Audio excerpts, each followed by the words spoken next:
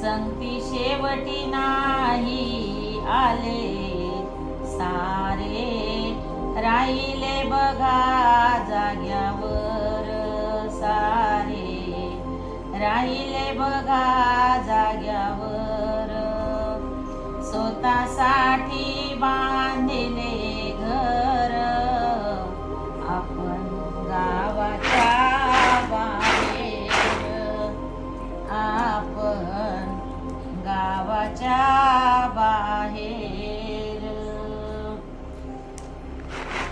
इसका अर्थ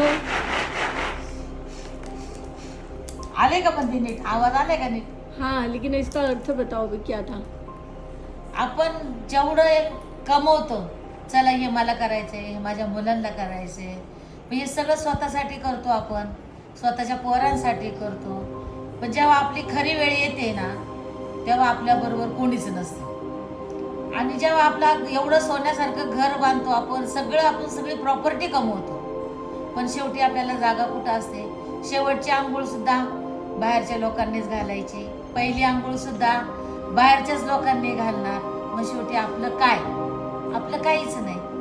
हां, म्हणून ते आपण किती काही केलं तर शेवटी नदीच्याच कडेला आहे. मग आता त्याला काय करायचं?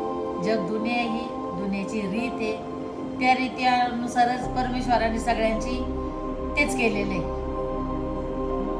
आपण काय व्हायचं? किती माझं माझं माझं माझं म्हणायचं? पोरं माझी, घर माझा, प्रपंच माझा, सुना माझे, लेक माझे, नातवंड माझी.